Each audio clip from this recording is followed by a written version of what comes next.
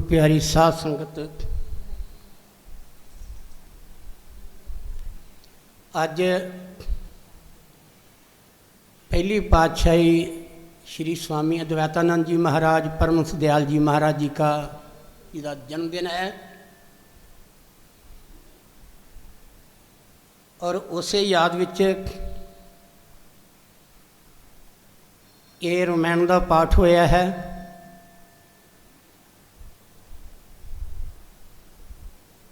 क्योंकि उन्होंने इस धरातल ते आके बिहार का जिला छपरा विच उन्होंने की कीता सी आके वो रामनवमी वाले दिन सम्मत विक्रमी जिहड़ी है 1903 ते सन 1846 ते 5 अप्रैल नूं महाराज जी ने अवतार धारण किया। किस कुल विच?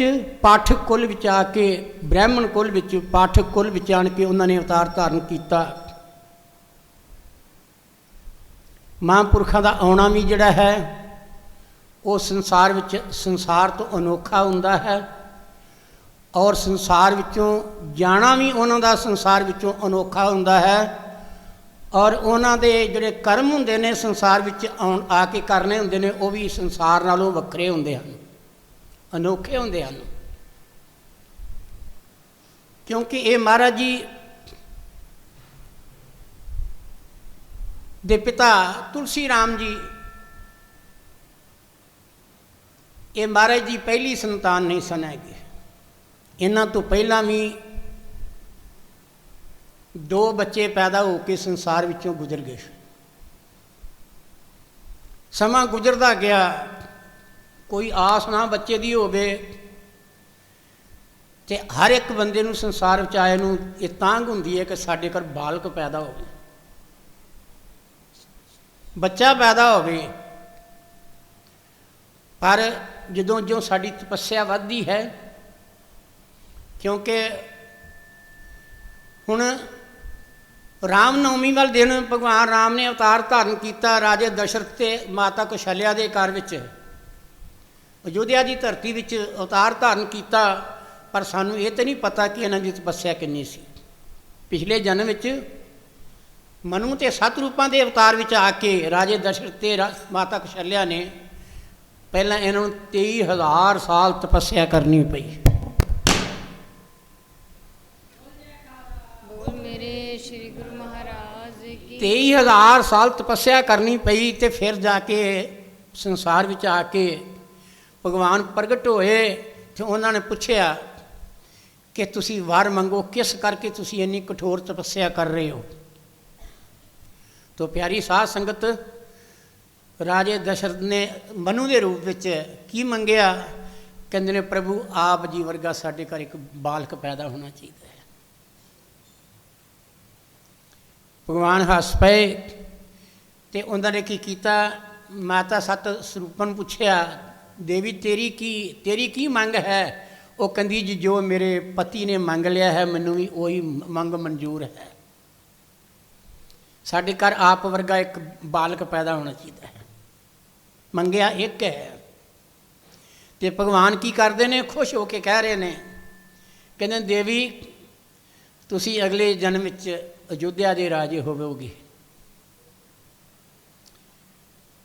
रघुकुल होवेगी तुहाडी, उहदे विच मैं की करांगा, तुहाडे घर विच मैं 4 भाइयों समेत संसार विच आके मैं अवतार धारण करूँगा।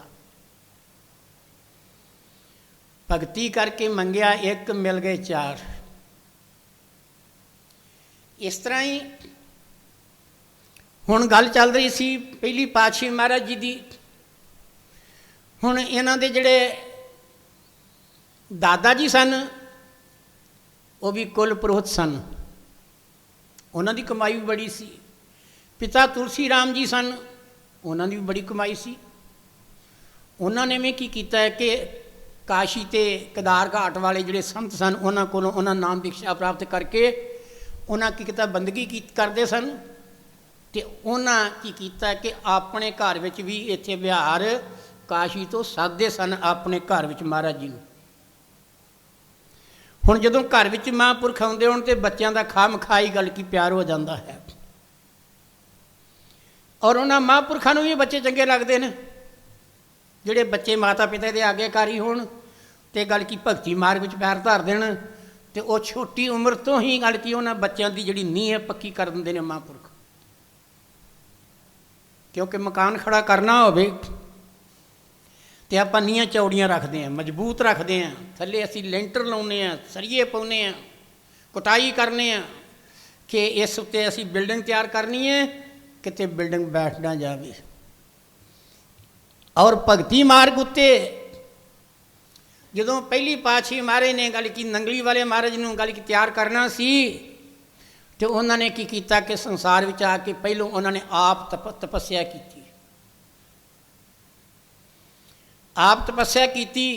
ਮਹਾਰਾਜ ਜੀ ਕੋਲ ਇੱਕ ਆਪਣਾ ਘਰ ਨਹੀਂ ਸੀ, ਕਿਉਂਕਿ ਅਮੀਰ ਘਰ ਵਿੱਚ ਸਨ, ਮਾਇਆ ਅੱਗੇ ਪਿੱਛੇ ਰੁਲਦੀ ਸੀ। ਪਰ ਇੱਕ ਘਰ ਹੋਰ ਸੀ ਨਾਲ, ਉਹ ਇਹਨਾਂ ਦੇ ਮਾਤਾ ਪਿਤਾ ਦਾ ਦੋਸਤ ਦਾ ਜਾਂ ਸਹੇਲੀ ਦਾ ਘਰ ਸੀ। ਉਹ ਲਾਗੇ ਨਹੀਂ ਸੀ, ਦੂਰ ਸੀ। ਤੇ ਕੀ ਕੀਤਾ ਕਿ ਉਹਨਾਂ ਦੇ ਘਰ ਵਿੱਚ ਸੰਤਾਨ ਵੀ ਨਹੀਂ ਸੀ ਪੈਦਾ ਹੋ ਰਹੀ। ਪਰ ਕੀ ਕੀਤਾ ਮਹਾਰਾਜ ਜੀ ਨੇ ਜਦੋਂ ਜਿਸੇ ਅਵਤਾਰ ਧਾਰਨ ਕੀਤਾ ਤੇ ਸਾਰੇ ਬੜੀ ਖੁਸ਼ੀਆਂ ਮਨਾਈਆਂ ਗਈਆਂ। ਰਾਮ ਨੌਮੀ ਵਾਲੇ ਦਿਨ ਉਹਨਾਂ ਨੇ ਪ੍ਰਗਟ ਹੋਏ ਤੇ ਜਿਹੜੇ ਰਿਸ਼ਤੇਦਾਰ ਸਨ ਸਾਰੇ, ਜਿਹੜੇ ਗੱਲ ਸੱਜਣ ਪ੍ਰੇਮੀ ਸਨ, ਇਕੱਠੇ ਹੋ ਕੇ ਕਹਿੰਦੇ ਨੇ ਇੱਦਾਂ ਕਰੀਏ ਕਿ ਬੜੇ ਚਿਰਾਂ ਬਾਅਦ ਘਰ ਵਿੱਚ ਇੱਕ ਪੁੱਤਰ ਰਤਨ ਦੀ ਪ੍ਰਾਪਤੀ ਹੋਈ ਹੈ, ਤੇ ਇਸ ਤਰ੍ਹਾਂ ਕਰੀਏ ਕਿ ਸੰਸਾਰ ਵਿੱਚ ਅਸੀਂ ਆਪਣੇ ਘਰ ਵਿੱਚ ਖੁਸ਼ੀ ਦਾ ਮਾਹੌਲ ਹੈ, ਅੱਜ ਇਸ ਦਿਨ ਨੂੰ ਮਨਾਉਣਾ ਚਾਹੀਦਾ ਹੈ। ਤੇ ਪਿਤਾ ਤੁਲਸੀਦਾਸ ਜੀ ਜਿਹੜੇ ਸਨ ਭਗਤ ਸਨ, ਉਹ ਜ਼ਿਆਦਾ ਸੰਸਾਰ ਵਿੱਚ ਉਹਨਾਂ ਦੇ ਵਚਨਾਂ ਤੋਂ ਪਤਾ ਲੱਗਦਾ ਹੈ ਇਸ ਅਡੰਬਰ ਵਿੱਚ ਨਹੀਂ ਸਨ ਆਉਣਾ ਚਾਹੁੰਦੇ। ਕਹਿੰਦੇ ਤੁਸੀਂ ਕਹਿੰਦੇ ਹੋ ਕਿ ਅਸੀਂ ਪ੍ਰੋਗਰਾਮ ਕਰੀਏ ਕੋਈ ਖੁਸ਼ੀ ਦਾ, ਕਹਿੰਦੇ ਅੱਜ ਤੇ ਰਾਮ ਨੌਮੀ ਹੈ, ਭਗਵਾਨ ਰਾਮ ਦਾ ਅਵਤਾਰ ਦਿਵਸ ਹੈ।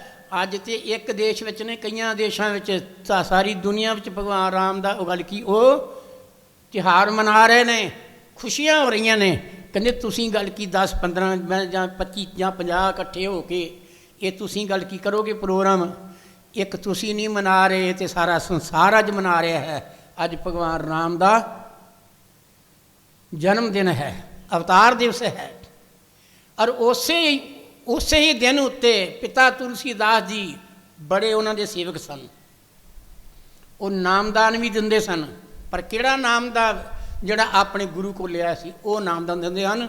ਪ੍ਰੋਤੀ ਦਾ ਧੰਦਾ ਜਿਹੜਾ ਸੀ ਉਹ ਨਹੀਂ ਸੀ ਹੈਗਾ ਇੰਨਾ। ਔਰ ਉਹਨਾਂ ਨੇ ਕੀ ਕੀਤਾ, ਇੰਨੇ ਗਿਆਨੀ ਸਨ, ਉਹਨਾਂ ਪੁੱਛਿਆ ਜੀ ਇਹਦਾ ਨਾਂ ਕੀ ਹੋਣਾ ਚਾਹੀਦਾ ਹੈ? ਪਰ ਨਾਂ ਤੇ ਰੱਖਦੇ ਨੇ ਕੁਝ ਦਿਨ ਬਾਅਦ ਵਿੱਚ, ਤੇ ਉਹ ਇਸ ਅਡੰਬਰ ਵਿੱਚ ਵੀ ਨਹੀਂ ਸਨ। ਉਹਨਾਂ ਨੇ ਕੀ ਕੀਤਾ ਕਿ ਇਹਨਾਂ ਦਾ ਨਾਮ ਜਿਹੜਾ ਹੈ ਉਹ ਰਾਮ ਰੱਖਿਆ ਹੈ। ਰਾਮ ਯਾਦ ਕਰਕੇ ਬਾਅਦ ਵਿੱਚ ਉਹਨਾਂ ਨੂੰ ਪੁਕਾਰਿਆ ਹੈ। ਰਾਮ ਯਾਦ ਕਰਕੇ ਬਾਅਦ 'ਚ ਪੁਕਾਰਿਆ ਤੇ ਨਾਂ ਰੱਖ ਦਿੱਤਾ ਉਹਨਾਂ ਦਾ। ਤੇ ਕੀ ਕੀਤਾ ਕਿ ਉਸ ਨਾਂ ਦੇ ਉੱਤੇ ਆ ਕੇ ਉਹਨਾਂ ਨੇ ਕੀ ਕੀਤਾ, ਕਹਿੰਦੇ ਨੇ ਇਹ ਰਾਮ ਹੀ ਆਏ ਹਨ। ਅਸਲ 'ਚ ਚਾਹੀਦਾ ਹੈ ਸਾਨੂੰ ਆਪਣੇ ਆਪ ਨੂੰ ਵੀ ਯਥਾ ਨਾਮ ਤਥਾ ਗੁਣ ਹੋਣਾ ਚਾਹੀਦਾ ਹੈ। ਜਿਸ ਤਰ੍ਹਾਂ ਸਾਡਾ ਨਾਮ ਹੋਵੇ ਸਾਡੇ ਅੰਦਰ ਉਹ ਜਿਹਾ ਗੁਣ ਵੀ ਹੋਣਾ ਚਾਹੀਦਾ ਹੈ। ਜਦੋਂ ਮਹਾਰਾਜ ਜੀ ਕੀ ਕੀਤਾ, 5 ਸਾਲ ਦੇ ਹੋਏ, ਮਾਤਾ ਜੀ ਜਿਹੜੇ ਸਨ ਉਹ ਸਰੀਰ ਛੱਡ ਗਏ, ਪਿਤਾ ਜੀ ਸਰੀਰ ਛੱਡ ਗਏ, ਮਾਤਾ ਜੀ ਵੀ ਸਰੀਰ ਛੱਡ ਗਏ। ਫਿਰ ਕੀ ਕੀਤਾ, ਜਿਹੜੇ ਉਹਨਾਂ ਦੇ ਦੋਸਤ ਸਨ, ਜਿਹੜੇ ਉਹਨਾਂ ਦੇ ਗੱਲ ਕੀ ਭਰਾ ਬਣੇ ਹੋਏ ਸਨ ਜਾਂ ਉਹਨਾਂ ਦੀ ਸਹੇਲੀਆਂ ਬਣੀਆਂ ਸਨ, ਫਿਰ ਉਹਨਾਂ ਨੇ ਕੀ ਕੀਤਾ, ਇਹ ਮਹਾਰਾਜ ਜੀ ਨੂੰ ਉਹਨਾਂ ਦੀ ਝੋਲੀ 'ਚ ਪਾਇਆ ਗਿਆ। 2 ਮਾਵਾਂ ਦਾ ਦੁੱਧ ਪੀਤਾ ਹੈ। ਉਹਨਾਂ ਨੂੰ ਵੀ ਗੱਲ ਕੀ ਖੁਸ਼ੀ ਦਿੱਤੀ, ਉਹਨਾਂ ਨੇ ਬੜੇ ਪਿਆਰ ਨਾਲ ਆਪਣਾ ਸਮਝ ਕੇ ਪਾਲਿਆ। ਤੇ ਕੀ ਕੀਤਾ ਮਹਾਰਾਜ ਨੇ, ਫਿਰ ਕੀ ਕੀਤਾ ਕਿ ਜਦੋਂ ਗੱਲ ਕੀ ਜਵਾਨੀ ਅਵਸਥਾ ਵਿੱਚ ਆਏ, ਉਸ ਮਾਤਾ ਨੇ, ਪਾਲਣ ਵਾਲੀ ਨੇ ਕਿਹਾ ਕਿ ਉਹ ਵੀ ਸੇਵਕ ਸਨ, ਕੇਦਾਰ ਘਾਟ ਕਾਲ ਵਾਲੇ ਮਹਾਂਪੁਰਖ ਜਿਹੜੇ ਸਨ ਉਹਨਾਂ ਦੇ ਸੇਵਕ ਸਨ। ਉਹ ਘਰ ਵਿੱਚ ਆਏ ਤੇ ਉਹਨਾਂ ਨੇ ਕੀ ਕੀਤਾ, ਬੇਨਤੀ ਕੀਤੀ ਮਹਾਰਾਜ ਜੀ ਤੁਸੀਂ ਇਹਨਾਂ ਨੂੰ ਆਖੋ ਸ਼ਾਦੀ ਕਰਾ ਲੈਣ। ਮਾਤਾ ਪਿਤਾ ਦਾ ਵੀ ਗੱਲ ਕੀ ਕੁਝ ਖਿਆਲ ਹੁੰਦਾ ਕਿ ਅਸੀਂ ਇਹਦੀ ਖੁਸ਼ੀ ਵੇਖ ਲਈਏ। ਕੁਛ ਸ਼ਾਦੀ ਦੀ ਖੁਸ਼ੀ ਵੇਖ ਲਈਏ, ਕੋਈ ਬੱਚਾ ਘਰ 'ਚ ਪੈਦਾ ਹੋਈ ਖੁਸ਼ੀ ਵੇਖ ਲਈਏ, ਕਿਉਂਕਿ ਸਾਡਾ ਸੰਬੰਧ ਸੰਸਾਰ ਨਾਲ ਹੈ। ਇਸੇ ਕਰਕੇ ਤੇ ਮਹਾਂਪੁਰਸ਼ ਦੇ ਸੰਸਾਰ ਨਾਲ ਸੰਬੰਧ ਸਾਡਾ ਤੋੜਨ ਵਾਸਤੇ ਉਹ ਆਉਂਦੇ ਨੇ। ਉਹ ਕਿਸ ਤਰੀਕੇ ਨਾਲ?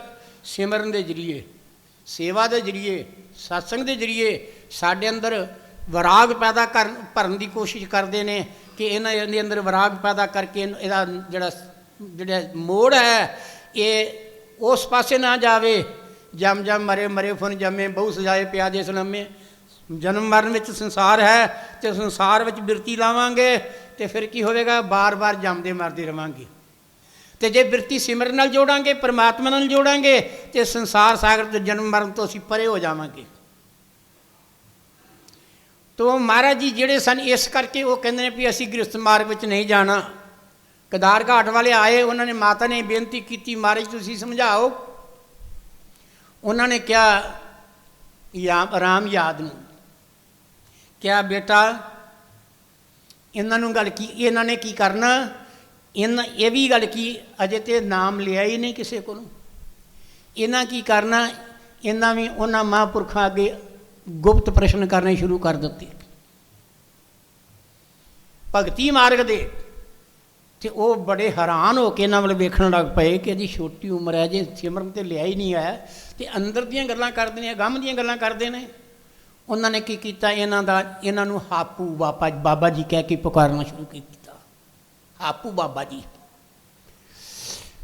ਤੋ ਕਹਿੰਦੇ ਨੇ ਕਿ ਜਿਸ ਵੇਲੇ ਉਹਨਾਂ ਨੇ ਕੀ ਕਿਹਾ, ਹਾਪੂ ਬਾਬਾ, ਗ੍ਰਸਥ ਜੀਵਨ ਜਿਹੜਾ ਹੈ ਇਹ ਮਾੜਾ ਨਹੀਂ ਹੈ, ਇਹ ਚੰਗਾ ਵੀ ਹੈ, ਪਰ ਕਿਸ ਤਰੀਕੇ ਨਾਲ? ਜੇ ਨਿਆਂਪੂਰਕ ਅਸੀਂ ਹੇਰਾ ਫੇਰੀ, ਠੱਗੀ ਠੋਰੀ, ਝੂਠ ਫਰੇਬ, ਵੱਲ ਛਲ ਛੱਡ ਕੇ ਅਸੀਂ ਗੱਲ ਕੀ ਇਸ ਜੀਵਨ ਵਿੱਚ ਆ ਕੇ ਅਸੀਂ ਗ੍ਰਸਥੀ ਜੀਵਨ ਨੂੰ ਅਦਾ ਕਰੀਏ ਤਾਂ ਇਹ ਵੀ ਚੰਗਾ ਹੈ। ਮਹਾਰਾਜ ਜੀ ਸੁਣਦੇ ਗਏ, ਅਖੀਰ 'ਤੇ ਆ ਕੇ ਕਹਿੰਦੇ ਹੁਣ ਤੇਰਾ ਵਿਚਾਰ ਕੀ ਹੈ? ਮਹਾਰਾਜ ਜੀ ਬੋਲੇ, ਕਹਿੰਦੇ ਮਹਾਰਾਜ ਇਹ ਆਪ ਜੀ ਦਾ ਬਚਨ ਬਿਲਕੁਲ ਸੱਤ ਹੈ, ਪਰ ਸੰਸਾਰ ਵਿੱਚ ਆ ਕੇ ਸੰਸਾਰ ਦੀ ਕੁਛ ਨਾ ਕੁਛ ਤੇ ਲੇਸ ਲੱਗ ਜਾਂਦੀ ਜੀਵ ਨੂੰ, ਜਿਹੜਾ ਬਾਰ ਬਾਰ ਮੁੜ ਕੇ ਜਨਮ ਲੈਣਾ ਪੈਂਦਾ ਹੈ। ਕਹਿੰਦੇ ਇਸਤਰੀ ਦਾ ਮੋਹ, ਧੀਆਂ ਪੁੱਤਰਾਂ ਦਾ ਮੋਹ, ਫਿਰ ਦੋਸਤਾਂ ਦਾ ਮੋਹ, ਰਿਸ਼ਤੇਦਾਰਾਂ ਦਾ ਮੋਹ। ਕਹਿੰਦੇ ਨੇ ਫਿਰ ਇਹ ਕੋਈ ਨਾ ਕੁਝ ਉੱਤੇ ਲਿਬੜ ਜਾਂਦਾ, ਇਹਨਾਂ ਲਿਬੜ ਜਾਂਦਾ ਜੀਵ, ਕੋਈ ਨਾ ਕੋਈ ਜ਼ਰੂਰ ਸਾਡੇ ਅਸੀਂ ਇਹਦੇ ਵਿੱਚ ਗੱਲ ਕੀ ਅਸੀਂ ਫਸ ਜਾਂਦੇ ਹਾਂ। ਅਤੇ ਮੇਰਾ ਪੂਰਨ ਨਿਸ਼ਚੇ ਹੈ ਕਿ ਮੈਂ ਬ੍ਰਹਮਚਰੀਆ ਧਾਰਨ ਕਰਕੇ ਮੈਂ ਪਰਮਾਤਮਾ ਦੀ ਬੰਦਗੀ ਕਰਨੀ ਹੈ। ਅਤੇ ਉਹਨਾਂ ਨੇ ਅੱਗੋਂ ਕੀ ਜਵਾਬ ਦਿੱਤਾ? ਫਿਰ ਉਹਨਾਂ ਕਿਹਾ ਵੀ ਜਿਵੇਂ ਆਪ ਜੀ ਦੀ ਮੌਜ ਹੈ, ਅਸੀਂ ਆਪ ਜੀ ਦੀ ਮੌਜ ਦੀ ਦਖਲ ਨਹੀਂ ਅੰਦਾਜ਼ ਨਹੀਂ ਕਰ ਸਕਦੇ। ਕਿਹੜਾ ਕਹੂਗਾ ਕਿ ਬੰਦਗੀ ਨਹੀਂ ਕਰਨੀ ਚਾਹੀਦੀ? ਜਿੰਨੇ ਵੀ ਸੰਤ ਆਏ ਸੰਸਾਰ ਵਿੱਚ ਉਹ ਬੰਦਗੀ ਕਰਾਉਣ ਵਾਸਤੇ ਆਏ, ਉਹ ਤੋੜਨ ਵਾਸਤੇ ਨਹੀਂ ਆਏ। ਤੋੜਨ ਵਾਸਤੇ ਜਿਹੜੇ ਆਏ ਉਹਨਾਂ ਦਾ ਨਾਂ ਰਾਖਸ਼ਾਂ ਵਿੱਚ ਆ ਗਿਆ। ਜਿਹੜੇ ਬੰਦਗੀ ਨਹੀਂ ਸਨ ਕਰਨ ਦਿੰਦੇ, ਉਹਨਾਂ ਰਾਖਸ਼ਾਂ ਦੀਆਂ ਕਹਾਣੀਆਂ ਸੁਣੀਆਂ ਤੁਸੀਂ, ਹਰਨਾਕਸ਼ ਵਰਗੇ, ਕੰਸ ਵਰਗੇ, ਰਾਵਣ ਵਰਗੇ, ਜਿਨ੍ਹਾਂ ਨੇ ਆ ਕੇ ਬੰਦਗੀ ਕਰਦਿਆਂ ਨੂੰ ਕੀ ਕੀਤਾ? ਉਹਨਾਂ 'ਤੇ ਟੈਕਸ ਲਾ ਦਿੱਤਾ। ਜਿਤਨੇ ਸੰਤ ਰਹਿੰਦੇ ਸਨ ਰਾਵਣ ਦੇ ਗੱਲ ਕੀ ਰਾਜ ਵਿੱਚ, ਉਹਨਾਂ ਕਹਿੰਦੇ ਟੈਕਸ ਲਾ ਦਿਓ। ਟੈਕਸ ਕੀ ਲਾਇਆ? ਉਹਨਾਂ ਟੈਕਸ ਜੋ ਲਾਇਆ ਉਹ ਕਹਿੰਦੇ ਵੀ ਅਸੀਂ ਤਾਂ ਗੱਲ ਗ੍ਰਸਥੀ ਨਹੀਂ ਹਾਂ, ਅਸੀਂ ਜੰਗਲਾਂ 'ਚ ਰਹਿੰਦੇ ਹਾਂ, ਤਪੱਸਿਆ ਕਰਦੇ ਹਾਂ, ਸਾਡੇ ਕੋਲ ਸਾਡਾ ਸਰੀਰ ਹੀ ਹੈ। ਅਤੇ ਉਹਨਾਂ ਨੇ ਜਾ ਕੇ ਰਾਖਸ਼ਾਂ ਨੇ ਜਾ ਕੇ ਰਾਵਣ ਨੂੰ ਕਿਹਾ, ਉਹਨਾਂ ਦੀ ਇਹ ਆਵਾਜ਼ ਹੈ, ਕਹਿੰਦੇ ਸਾਡੇ ਕੋਲ ਤਾਂ ਸਰੀਰ ਹੀ ਹੈ, ਕਹਿੰਦੇ ਉਹਨਾਂ ਦੇ ਸਰੀਰ ਦਾ ਖੂਨ ਕੱਢ ਲਓ। ਉਹਨਾਂ ਕੀ ਕੀਤਾ? ਇੱਕ ਮਟਕਾ ਲੈ ਲਿਆ, ਨਾਲ ਚੱਲ ਗਏ। ਉਹਨਾਂ ਕਿਹਾ ਜੇ ਤੁਹਾਡਾ ਸਰੀਰ ਹੈ ਤਾਂ ਆਪਣਾ ਖੂਨ ਹੀ ਕੱਢ ਕੇ ਦੇਈ ਜਾਓ। ਇਹ ਰਾਵਣ ਦੇ ਰਾਜ ਦੀ ਗੱਲ ਕਰ ਰਹੇ ਹਾਂ। ਉਹਨਾਂ ਨੇ ਕੀਤਾ, ਖੂਨ ਕੱਢ ਕੇ ਜਦੋਂ ਮਹਾਂਪੁਰਖਾਂ ਨੇ ਕਿਹਾ, ਕਿਉਂ? ਅਸਲ ਜਦੋਂ ਪਾਪ ਦੀ ਹੱਦ ਵੱਧ ਜਾਂਦੀ ਹੈ ਅਤੇ ਫਿਰ ਉੱਥੇ ਕੀ ਹੁੰਦਾ ਹੈ? ਉਹਦੇ ਅੰਤ ਆਉਣ ਦਾ ਸਮਾਂ ਹੁੰਦਾ ਹੈ। ਮਹਾਂਪੁਰਖ ਜਿਹੜੇ ਸਨ ਉਹਨਾਂ ਨੇ ਕੀ ਕੀਤਾ? ਕਹਿੰਦੇ ਜਾ ਐ ਰਾਵਣ, ਤੂੰ ਦੁਖੀ ਕਰ ਰਹੇ ਨਾਮ ਜਪਣ ਵਾਲਿਆਂ ਨੂੰ, ਕਹਿੰਦੇ ਖੂਨ ਕੱਢ ਰਹੇ ਹੈ, ਜਾਂ ਇਹੀ ਖੂਨ ਤੇਰੀ ਮੌਤ ਦਾ ਕਾਰਨ ਬਣੇਗਾ। ਇੰਨੀ ਗੱਲ ਜਾ ਕੇ ਰਾਖਸ਼ਾਂ ਨੇ ਰਾਵਣ ਨੂੰ ਸੁਣਾ ਦਿੱਤੀ। ਰਾਵਣ ਡਰ ਗਿਆ ਕਿ ਸ਼ਰਾਪ ਸੰਤਾਂ ਦਾ ਬਿਰਥਾ ਨਹੀਂ ਜਾਂਦਾ, ਕਿਉਂਕਿ ਰਾਵਣ ਅਗਿਆਨੀ ਨਹੀਂ ਸੀ। 4 ਵੇਦ 6 ਸ਼ਾਸਤਰ ਜਿਹਨੇ ਜ਼ਬਾਨੀ ਯਾਦ ਕੀਤੇ ਹੋਏ ਸਨ। ਗੱਲ ਕੀ ਉਹ ਇੰਨਾ ਗੱਲ ਕੀ ਉਹ ਇੱਕ ਬ੍ਰਾਹਮਣ ਪੁੱਤਰ ਸੀ, ਪਰ ਰਾਖਸ਼ੀ ਉਹਨੂੰ ਗੱਲ ਕੀ ਕੀਤਾ? ਮਾਤਾ ਨੇ ਜਨਮ ਦਿੱਤਾ ਸੀ, ਇਸ ਕਰਕੇ ਉਹਦੀ ਬੁੱਧੀ ਰਾਖਸ਼ੀ ਸੀ। उस वेले उसने की हुक्म किया, कहते इनू मेरे राज में नहीं दफनाउणा, मटके नू जाओ किसी होर राज जाके दफना दिओ। फिर कित्थे दफनाया जाके? नेपाल विच राजे जनक दी नगरी विच। उत्थे जाके की किया, जिहड़ा अजकल नेपाल बोलिया जाता है, उत्थे जाके उन्होंने दफनाया राजे जनक दी नगरी विच। तां उत्थे काल पै गया, क्योंकि ਉਹਦੇ अंदर संतां दा खून सी। सीता कौन सी? बंदगी दा स्वरूप, जगत जननी। फिर संतां दा गल की सी? वो खून सी। ਉਹਦੇ ਵਿੱਚੋਂ की किया, एक लड़की के रूप च प्रगट हुई। महाराज जी ने की किया, संसार में आके उन्हें की किया कि उन्हें कहा कि बंदगी ही जरूरी है, बंदगी ही साडा जीवन का आधार है। मनुखी जन्म मेरा अदी आखिरी पौड़ी एक बंदगी ही जरूरी है। तो दया किन्नी उन्होंने अंदर। उन्होंने की किया, भरे घर छड्ड के की किया, उन्हें फैसला कर लिया, भरे घर छड्ड के जवानी अवस्था वो गल की किशोर अवस्था निकल गए बाहर। चलते चलते किधर नूं गए? बक्सर नूं चले गए। बक्सर जिहड़ा सी वो गंगा के कंढे ते सी। ते की कीता, उत्थे जाके महाराज ने बक्सर नूं पार करना सी। गंगा नूं पार करके अगे जंगल शुरू हो जाता सी, जंगल च जाना सी। ते की कीता, जिसले बक्सर नदी गंगा नदी नूं पार करन लगे, उन्हां सारे कपड़े ला के उतार दिते, रोड़ दिते। क्यों? कपड़ा कोल होवे इहनूं धोण दी लोड़ पैंदी है। कोई भी चीज़ कोल है, घर होवे, इहदी सफाई करन दी लोड़ पैंदी है। उन्हें घर भी छड्ड दिता, उन्हें वस्त्र का भी त्याग कर दिता। उन्हें की किया, जिस तरह पशु जंगलों च रहिंदे सन, परिंदे रहिंदे सन, जानवर रहिंदे सन, उन्हें की किया कि उन्होंने जंगलों के बह के किया, सिमरन करना शुरू किया। सुख कित्थे मिलता है? सुखनी साहब पढ़ते हो, सिमर सिमर सिमर सुख पाओ, कल कलेश तन माए मिटाओ। ये कला ते कलेश जिहड़े साडे तन ते पए होए हन, ये सिमरन तो बिना जाने नहीं। पर सिमरन असीं करदे नहीं, असीं तो ये कहा नाम लै लिया, असीं कह दिंदे आ नाम ले आए। मैं कई बारी मिसाल दिती हुई है, स्टेशन ते जाके बैठ जावो, टिकट लै लो इत्थों तुसीं दिल्ली दी, ते जेब विच टिकट पा के तुसीं प्लेटफार्म ते बैठ जाते हो। तो की करते हो, गड्डी आ जाती है, तुहाडा ध्यान होर किते है, गड्डी आण के स्टेशन ते खलोंदी है, वो सवारियां लैके उतार के तो वो चीक मार के चले जाती है। पर टिकट साडी जेब च रहिंदी है, असीं प्लेटफार्म ते बैठे रहने हैं। ये संसार प्लेटफार्म बड़ा वड्डा है। असीं की करने, असीं महापुरखों कोलों नाम तो लै लिया, पर जेबे च पा के रख लिया। असीं प्लेटफार्म ते बैठे हैं। संसार साडा छड्डण नूं जी नहीं करता। संसार के तमाशे जिहड़े रंग तमाशे झूठे ने, ये छड्डण नूं जी नहीं करता। असीं कहने असीं अपने पोतिਆਂ नूं खड़ा लीए। वो पुत्र नूं खड़ा के नहीं रजे तो पोतरा खड़ा के रज जावांगे। असीं गल कि पोतरे खड़ा के रज जावांगे। ये तो संसार का जंजाल है। ये जिन्ना जिन्ना जंजाल असीं गल पाई जावांगे, ओने ओने फस जावांगे। असीं की करना है? असीं इस मोह नूं छड्डना है। इहो ही मोह साडे जन्म का कारण है। इत्थों लोभ पैदा होंदा है, मोह तो लोभ पैदा होंदा है। जदों गल की लोभ होंदा है, वो की करता है कि वो साडी पेट पूर्ति नहीं होंदी, फिर क्रोध आ जाता है, फिर काम आ जाता है, फिर अहंकार आ जाता है, साडे जन्म मरण का कारण बनता है। फिर इत्थों साडा जन्म मरण शुरू हो जाता है। संसार माड़ा नहीं, ये संसार माड़ा तो नहीं, पर महाराज जी ने चंगा भी नहीं किया। धन गुरु अर्जन देव जी कहते हैं, ये संसार बेकार संशय में तरियो ब्रह्म ज्ञानी। ये संसार बेकार संशय में, ये संसार में आके जिन्नी भी असीं कार करते हैं, काम करते हैं, वो सब बेकार है। संसार आ जाता, मैं इदा करदा इदा हो जाना सी, मैं आह काम करदा इस तरह ठीक हो जाना सी। कहते ने तरियो ब्रह्म ज्ञानी, जिहदी अवस्था ब्रह्म ज्ञान में जाती है, सिमरन नाल पार ब्रह्म नाल जुड़ती है। कहते वो संसार सागर नूं तरदा है, नहीं तो संसार दे विच ही जमदा ते मरदा रहिंदा है। एक जन्म नहीं। महाराज कहते ने ये जियो बहुते जन्म भरमिया। आसा दी वार विच गुरु नानक देव महाराज कहते ने, ये जियो बहुते जन्म भरमिया तां सतगुर शब्द सुनाया। सतगुरु तरस आ गया, सतगुरु दया आ गई।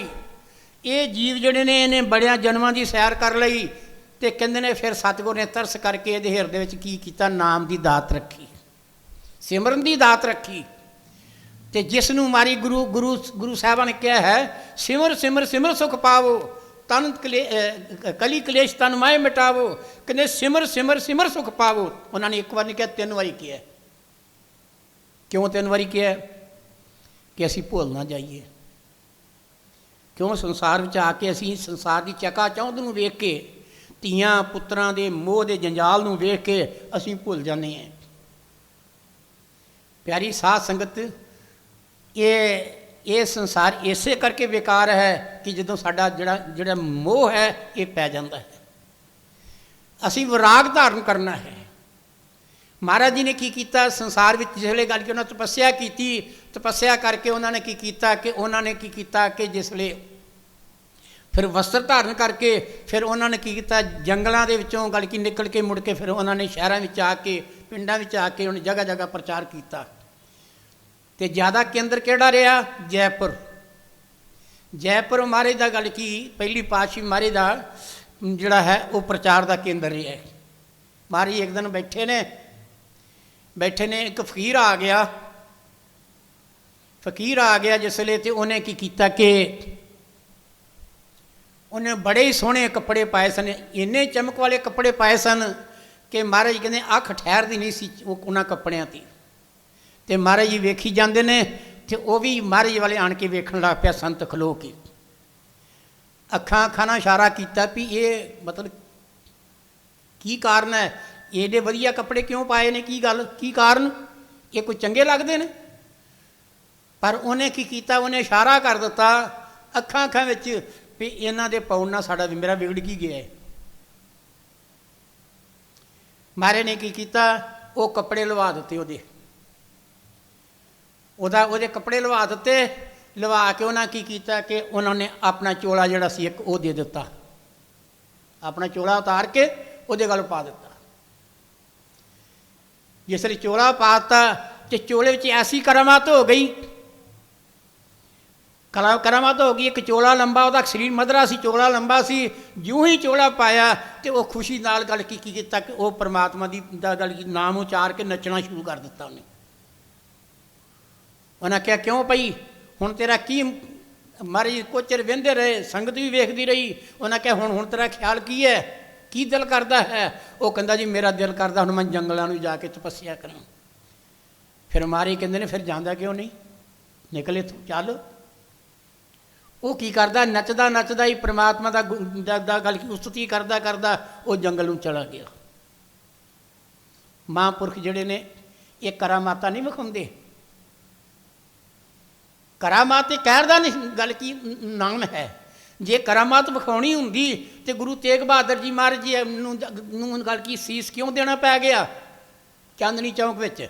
ਉਹ ਕਰਾਮਾਤਾਂ ਵਿਖਾ ਕੇ ਉਹ ਗੱਲ ਕੀ ਉਹਨਾਂ ਨੂੰ ਗੱਲ ਕੀ ਭਰਮਾ ਸਕਦੇ ਸਨ, ਪਰ ਨਹੀਂ। ਉਹਨਾਂ ਕਿਹਾ ਹੈ ਕਿ ਧਰਮ ਹਰ ਇੱਕ ਨੂੰ ਆਪਣਾ ਪਿਆਰਾ ਹੈ। ਜਿਸ ਤਰ੍ਹਾਂ ਤੁਹਾਨੂੰ ਮੁਸਲਮਾਨ ਧਰਮ ਪਿਆਰਾ ਹੈ, ਸਾਨੂੰ ਹਿੰਦੂ ਧਰਮ ਪਿਆਰਾ ਹੈ। ਔਰ ਦੂਸਰੀ ਗੱਲ ਕਹਿੰਦੇ ਨੇ ਕਿ ਕਹਿਰ ਜਿਹੜੀ ਕਰਾਮਤ ਵਿਖਾਉਣੀ ਹੈ ਇਹ ਰੱਬ ਦਾ ਸ਼ਰੀਕ ਬਣਨਾ ਹੈ। ਔਰ ਕਹਿੰਦੇ ਬਾਕੀ ਤੁਸੀਂ ਸੀਸ ਮੰਗਿਆ ਹੈ, ਇਹ ਸਰੀਰ ਸੰਸਾਰ 'ਚ ਇੱਕ ਦਿਨ ਜਾਣਾ ਹੈ, ਮੈਂ ਅਰਪਣ ਕੀਤਾ। ਪਰ ਉਹਨਾਂ ਕਲਾ ਨਹੀਂ ਵਿਖਾਈ, ਕੋਈ ਪਰਮਾਤਮਾ ਸ਼ਰੀਕ ਨਹੀਂ ਬਣੇ।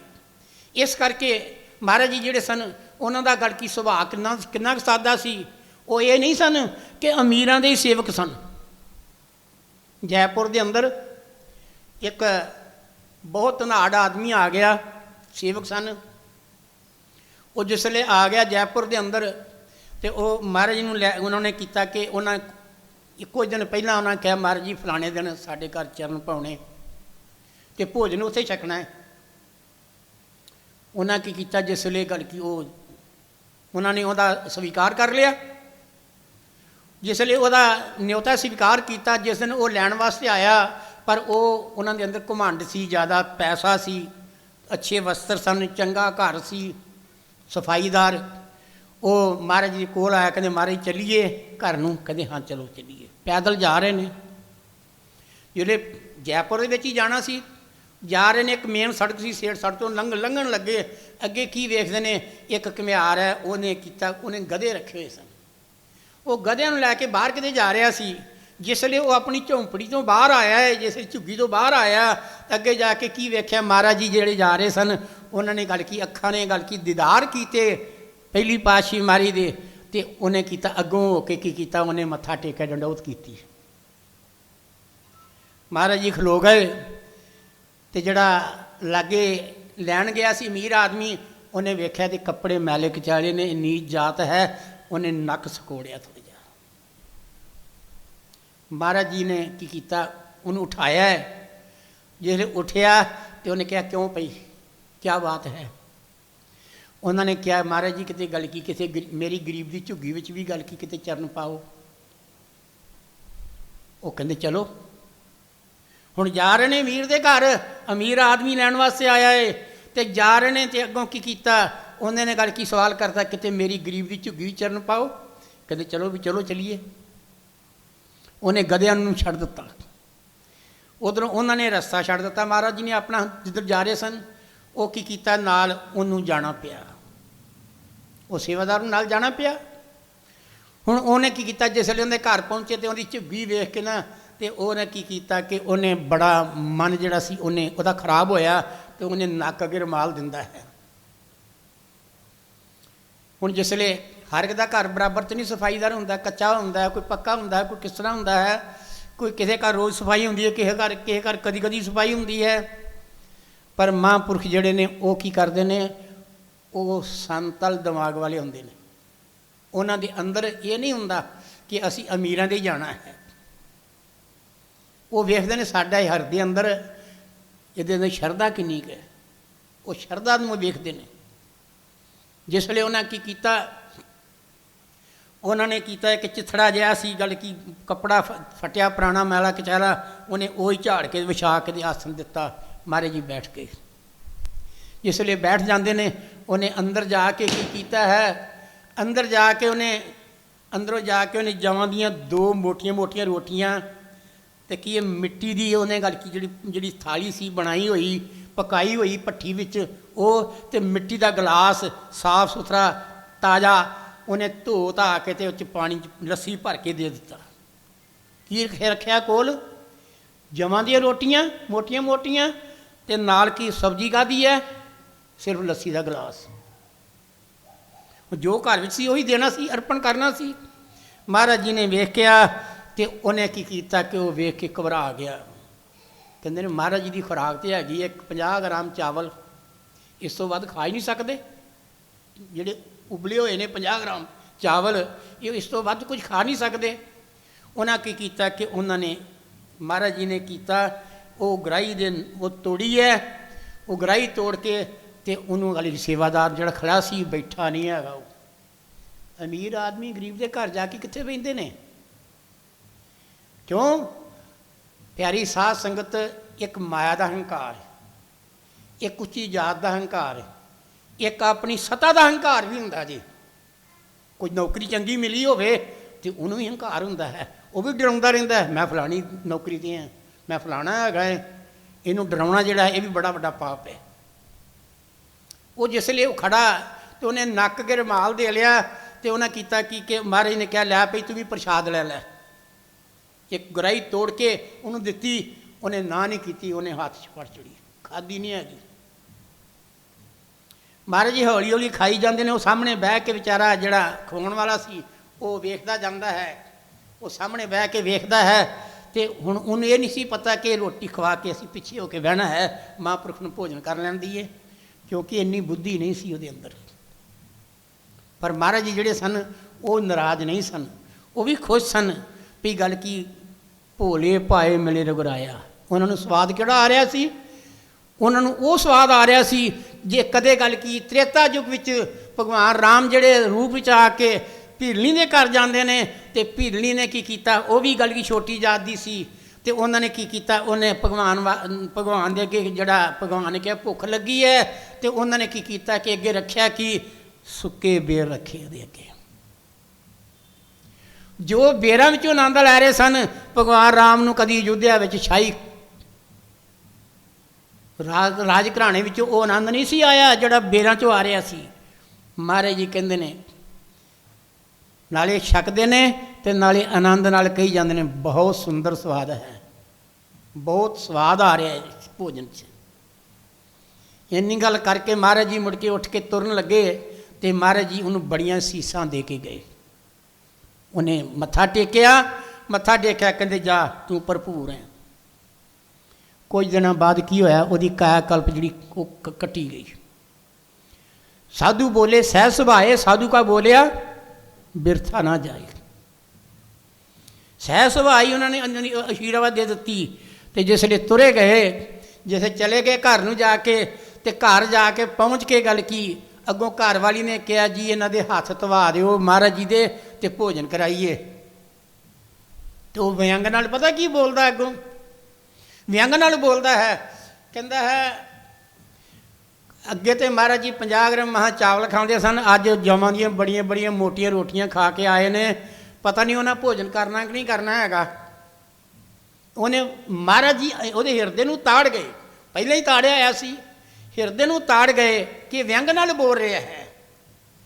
ਜਿਸ ਵੇਲੇ ਉਹਨਾਂ ਨੇ ਕੀ ਕੀਤਾ, ਮਹਾਰਾਜ ਜੀ ਨੇ ਵੀ ਅੱਗੋਂ ਕੀ ਕੀਤਾ, ਬੜੇ ਪਿਆਰ ਦੇ ਲਹਿਜੇ ਵਿੱਚ ਆ ਕੇ ਜਵਾਬ ਦਿੱਤਾ, ਭਾਈ ਤੂੰ ਸ਼ਰਧਾ ਨਹੀਂ ਵੇਖੀ ਉਹਦੀ ਕਿੰਨੀ ਸੀ, ਉਹਦੇ ਅੰਦਰ ਪਿਆਰ ਨਹੀਂ ਉਪਜਿਆ, ਵੇਖਿਆ ਤੇ ਕਿੰਨਾ ਸੀ।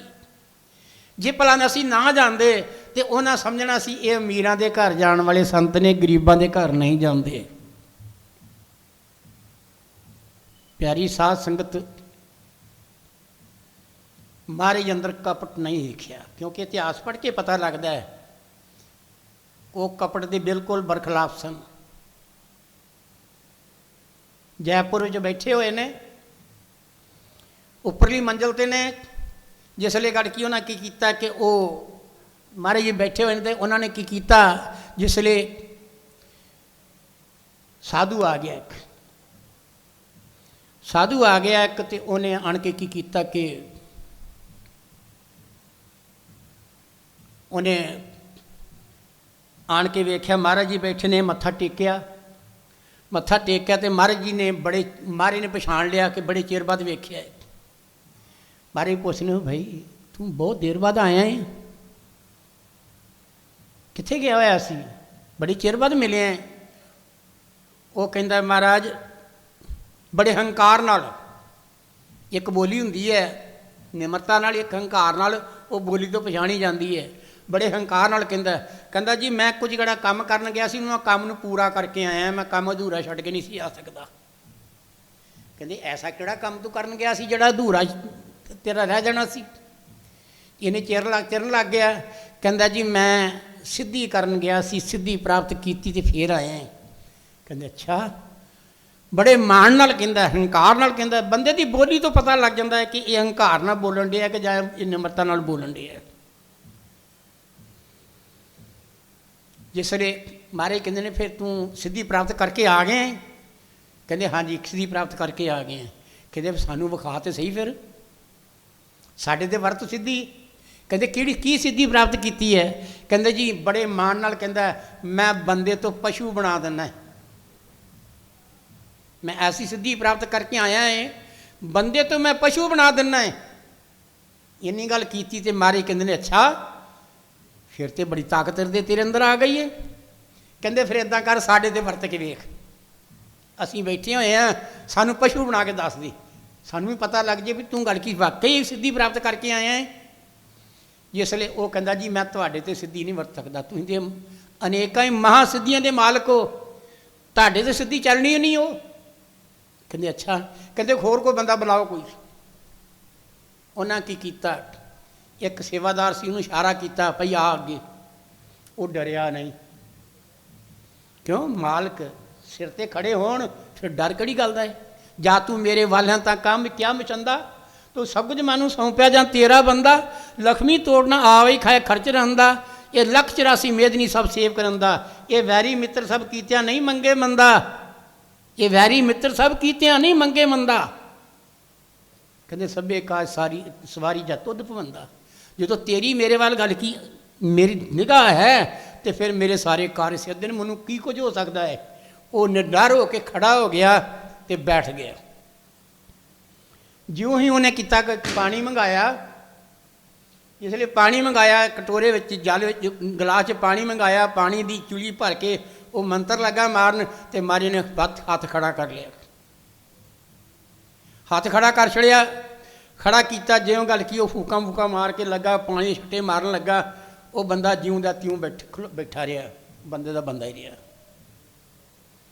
उल्टा की होया, वो जी सीधी सी ना वो उत्ते पाती। वो आप की किया कि डंगरां वांगू की किया, सिर कंधां नूं मारदा है, सिर चों खून वगन लग पिया। कदी गल की मूँह चो झग जाती है, कदी पानी जाता है, कदी गल की नक वगदा है, वो सदाइयां वांग कदी किसी दीवार नाल जा वजदा है, कदी किसी दीवार नाल जा वजदा है। इस तरह किया ना जिसले तो वो बड़ा व्याकुल हो गया तो रोई जाता है। संगत भी कहन लग पई महाराज जी इहनूं बख्श लो। कहते नहीं जिन्ना चिर ये नहीं कहेगा।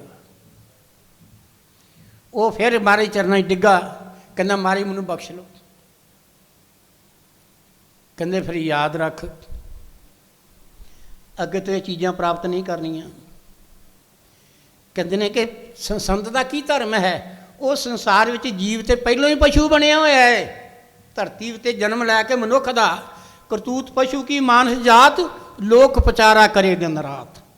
कहते करतूत यदि पशुओं वाली है जीव की, तो गल की ये तो पहले ही पशुओं वाले कर्म कर रहा है। ये अंदर ना कोई समानता है, ना इनू बोलन का पता है, ना इनू वरतन का पता है, ना इनू पता है कि मैं किस तरह वरतना है, सत्कार करना है, मैं बड़े तो किंदा बड़े का की मैं आदर करना है।